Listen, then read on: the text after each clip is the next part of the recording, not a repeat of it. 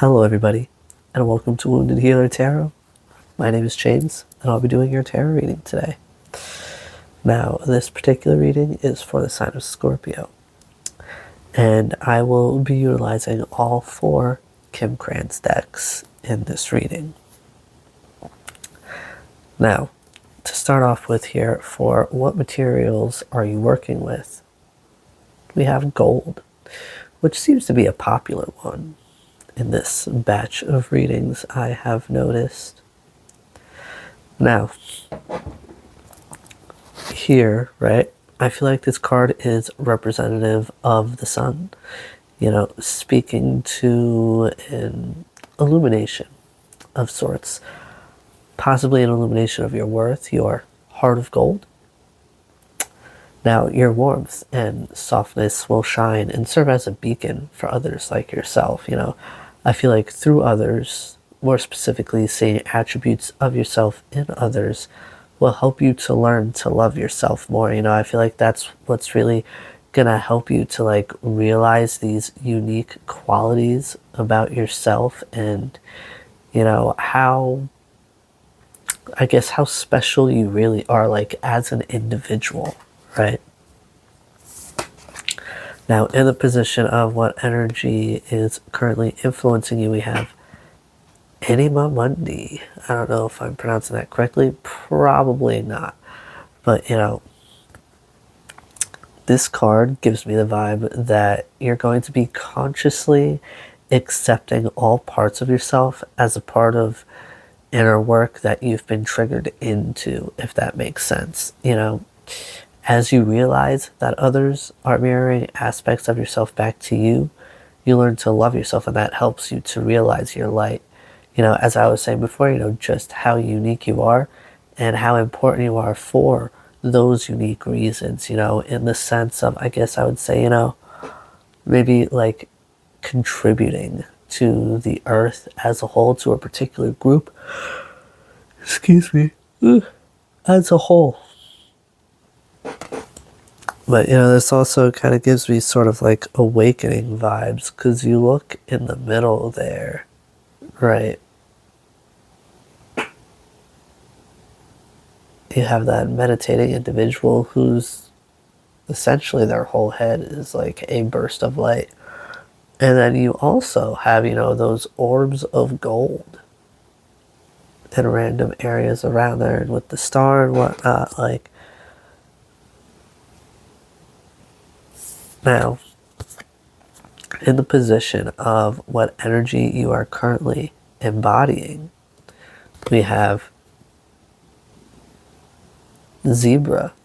Yeah, this card, it speaks to someone who's creative, eccentric, a visionary, someone who's young at heart, well-cultured, and has an undying curiosity about life. I feel like you're the kind of person that opens people's minds and, changes perspectives, right? I feel like you probably trigger a lot of people's awakenings, or, you probably definitely trigger people in general just by existing and being you. But, I feel like, through conversation, right, you have a habit of opening people's minds and, excuse me, Jesus. You have a habit of just through conversation with random people, right, you open their minds and you change their perspectives on things. And that's in a more positive way. Now, for the part of what you need to know here, the tarot portion, first up here we have the Mother of Swords. Now, with this, I'm getting that you're really connecting with your intuition and learning how to properly utilize it. I feel like, that's something that's really important. Gosh, sorry for all the yawning. I haven't slept in over 24 hours. But yeah, I feel like this is a part of that whole loving yourself type of thing, where it's the more you love yourself, the more you accept yourself, the more you connect with yourself, the deeper your intuition is, the greater your intuition is. Now, next up with the Mother of Cups, you know, something that I feel like a lot of people really don't take into consideration when it comes to the Mother of Cups is, her how her psychic abilities rival that of the High Priestess, okay, which is that is like the High Priestess is like intuition materialized, personified, however you want to put it. But her insights, Christ, I'm sorry. And her insights bring healing to those around her, which makes a lot of sense with how, with the zebra card, you having the habit of opening people's minds and, changing their perspectives with like a singular, simple conversation. I feel like, this will be you after this realization that will have you trusting yourself like without a doubt. Now, next up here, we have the Two of Wands.